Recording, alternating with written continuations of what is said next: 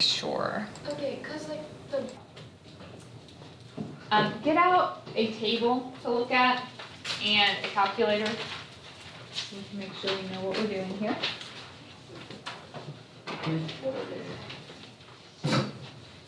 So number one, a picture can be helpful on these. We have a standard normal curve. These are just our straightforward. Find the area under the standard normal curve between a z of negative 1.02 and a z of 0.06. So how do I find the area between them? Subtract the biggest one. Subtract our probabilities. Okay, so the biggest one, if I look up my 0.06, everyone look it up on the table to make sure you are reading it and getting the right answers. So 0.06 gives us what? 0.4801. Is that a big one?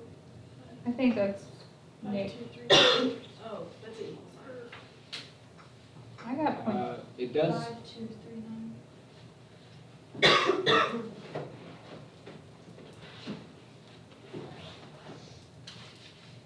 Mine. I'm gonna drink water. Now if we look up a z of negative 1.02, what's that probability? Okay, if you need a sheet of paper to kind of cover up and line up your rows on your table, you're welcome to do that.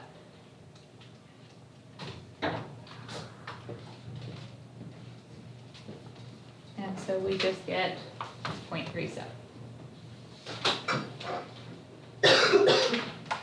So we started out just being able to read from the table, doing left, right, and in between two numbers. Is that okay if I just give you those z values? Okay. Then we went into ones where we had to find the z.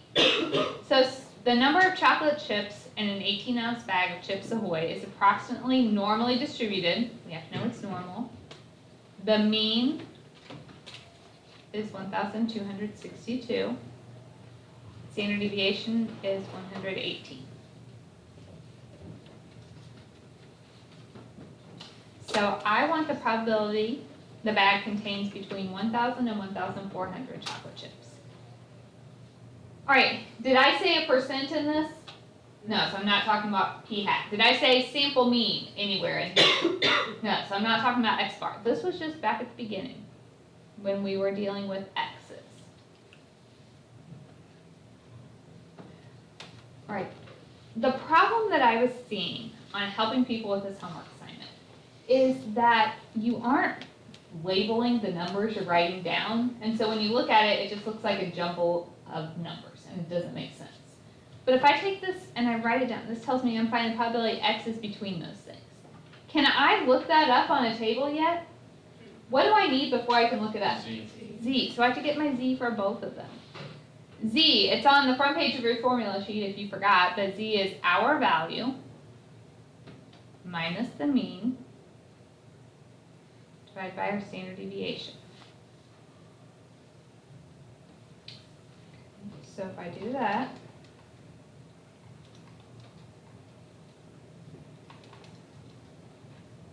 gives me negative 2.22. All right, then I need my z for the other one. So our value, 1,400 minus the mean divided by standard deviation.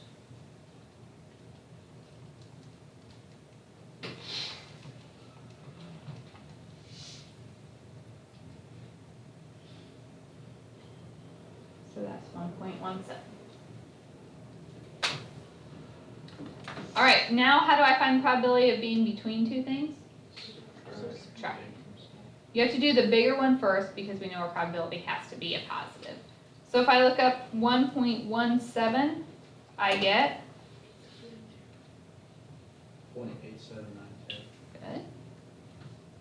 Minus, then look up my negative 2.22.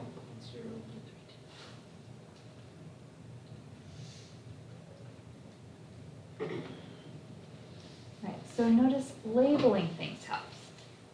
Because a few people were finding these numbers and thinking they had their probability. That was your Z. So just labeling what you're finding is very helpful here. And so I get a probability of 0.8658.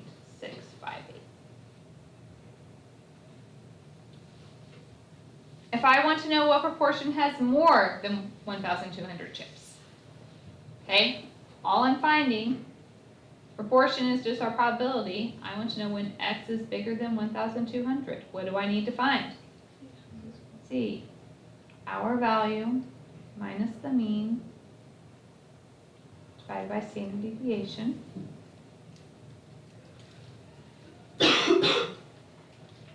Probability that Z is bigger than 0.53. How do we do greater than? 1 minus. And I look up negative 0.53.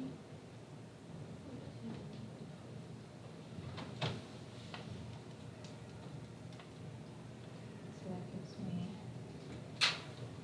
7019.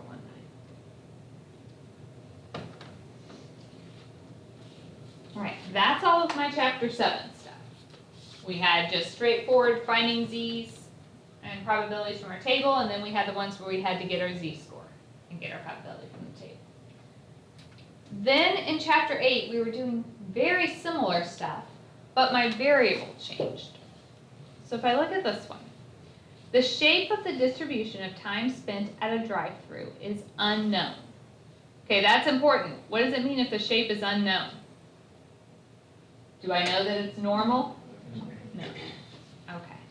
So, however, records indicate the mean is 59.3 seconds. Standard deviation is 13.1 seconds. Assuming a normal model, what sample size would be required? So, to assume it's normal, how many do we have to have? 30 or more. So I didn't know that the original data was normal, so my only option is to have at least 30. What is the probability that a random sample of 40 cars, what does that represent? Result in a sample mean. When I see the word sample mean, what variable is that? Is X bar. Okay, so I am finding the probability that X bar is 56.8 seconds or less, so less than or equal to 56.8. Okay, can I assume this is normal? And it's 40, so that's bigger than 30. So we know it's normal. Okay, my mean for X bar. Look at your formula sheet under chapter 8. The mean for X bar is just our population mean, which was? Standard deviation for X bar. Look at your formula sheet. It's our population standard deviation divided by the square root of n.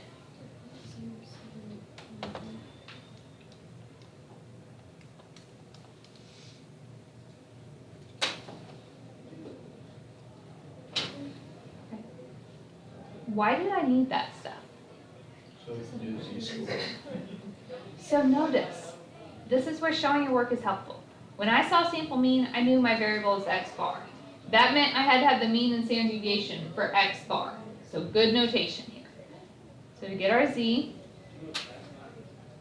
our value minus our mean divided by our standard deviation.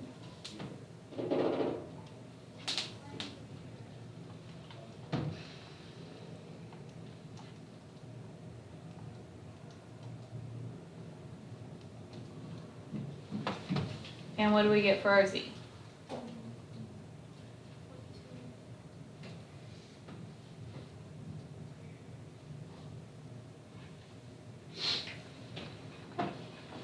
Less than, we just look up from the table. Now I'm finally in Z's, so now we can look up. So negative 1.21 is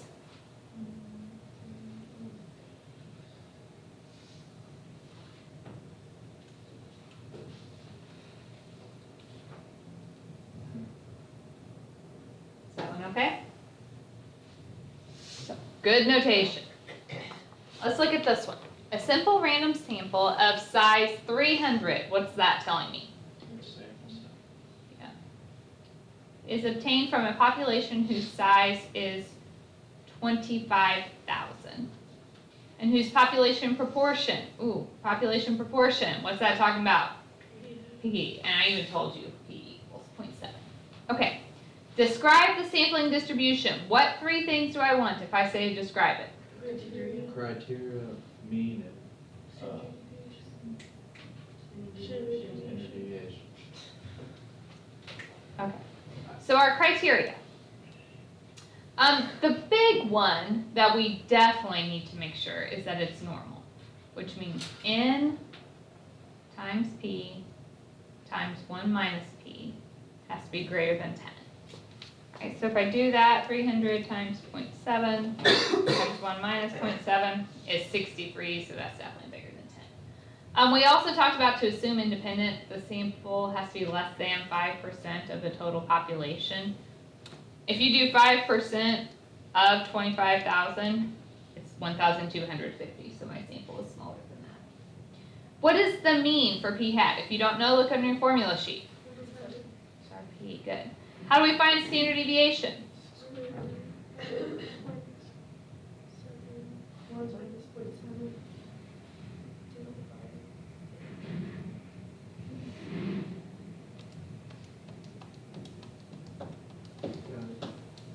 And what do we get? 0.0265. All right. So what's the probability of obtaining 198 or more with the characteristic? We just did all this information for p's. So I have to have a p hat right here. How do I get p hat? 198,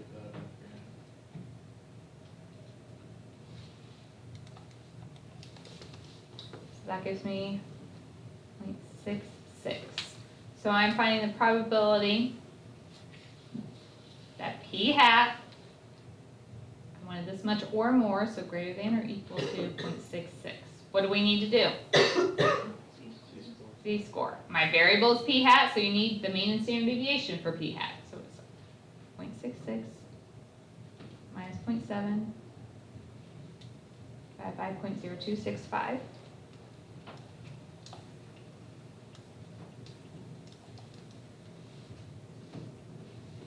So I get Z to be, whoops.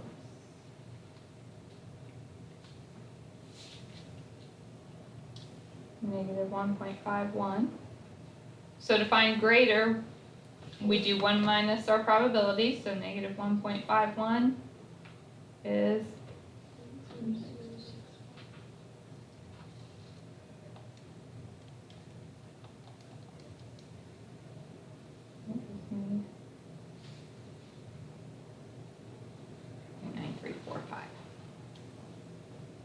Yes. Is the criteria formula and the p hat formula on the formula sheet? The criteria is not. Everything else is. So if we're talking about X bar, our criteria is either I have to tell you it's normal or the sample is bigger than 30. If I'm talking about p hat, that's when you're doing the N times P times 1 minus P greater than 10. Everything except criteria is on your formula sheet. Is that okay? Last question was if I told you, so let's say we have something with uniform probability. Let's say you have an equal chance of getting any number from 3 to 7. So if I ask you to draw that, where would my rectangle begin? 3, And where would it end? 7. Okay, we know it's a rectangle because it's uniform probability, so everything's the same probability. How do we find that probability? Just spaces in between and then like it's 1 over 9. Total probability is 1. I have to divide it up by the length of this rectangle, so 7 minus 3 is 4. So my probability, my height is 1/4. So if I wanted the probability of something between 2 and 6. Oh, not 2, let's do 4 and 6. So just think of it as a rectangle, length times width, okay? My height is 1/4, how far is it from 4 to 6? What's the width of that? 1/4 times 2 is 0.5. Okay, yeah, that's easy. Made it a lot harder. I'm gonna figure that out. Any other questions?